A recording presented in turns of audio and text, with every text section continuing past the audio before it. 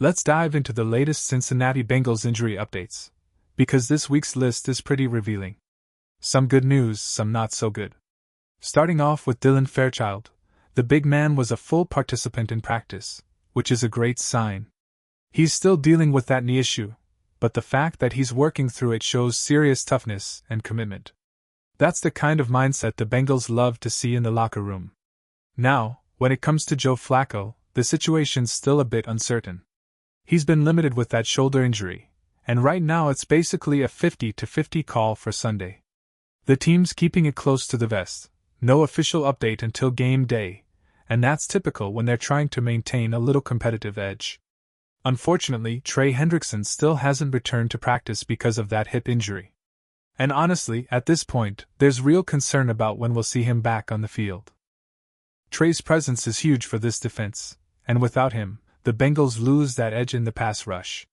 Before we continue with the rest of the report, make sure you hit that subscribe button, drop a like, and don't forget to press the bell icon so you never miss the latest Bengals updates and breaking news. Alright, let's get back into it. B.J. Hill got a light day, just limited work for rest reasons. Cedric Johnson went full speed, which is encouraging for depth on the defensive line. Dalton Risner, still out sick, and it's starting to feel like one of those lingering situations where the team isn't saying much, just, he's still out. You hate to see that, but hopefully he bounces back soon.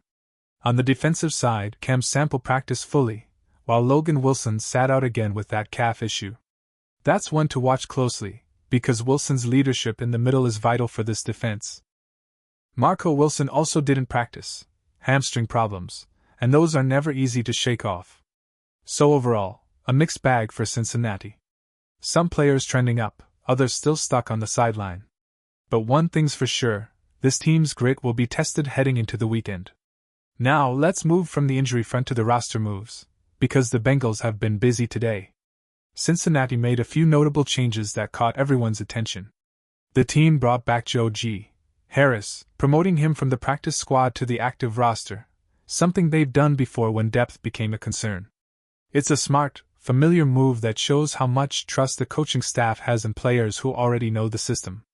At the same time, Miles Cole was released from the practice squad, opening up space for a couple of new faces, Liam Anderson and Brian Asamoah.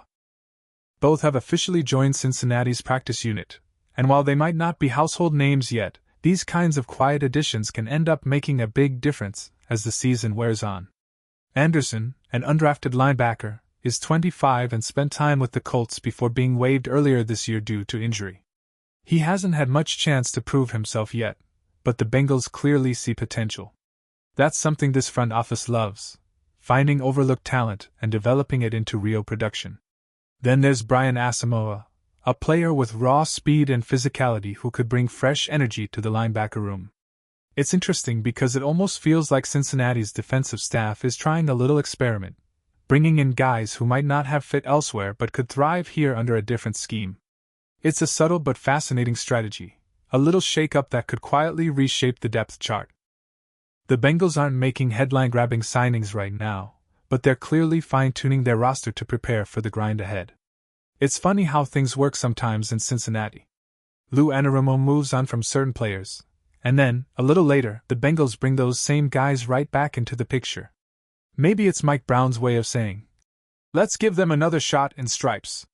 Either way, the team seems to have become a landing spot for a few familiar names from other rosters, especially the Colts. Now, one of the newest additions to the Bengals practice squad is Brian Asamoah, and this move actually deserves a closer look. Asamoah was a third-round pick in 2022, a linebacker with real potential who spent last season getting solid reps, 17 games, to be exact. He didn't play this year before being released, but last season he recorded a forced fumble and showed flashes of the athleticism that made him a mid-round selection in the first place. At just 25 years old, he's still got plenty of upside. Cincinnati sees that, and they're taking a low-risk, high-reward swing here. The Bengals have a reputation for developing young defenders who just need the right fit, and Asamoah could be the next name to benefit from that system.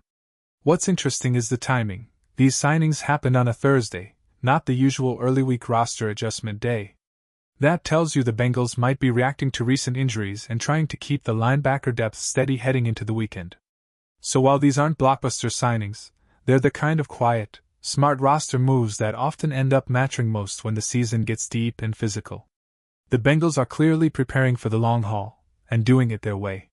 Usually, when teams add new players to the roster, it happens early in the week, Monday or Tuesday, so those guys get a few solid practices before game day. But Cincinnati's shaking things up a bit by making these moves late in the week. Maybe it's a calculated risk, maybe it's just smart timing based on need. Either way, it's a bold approach.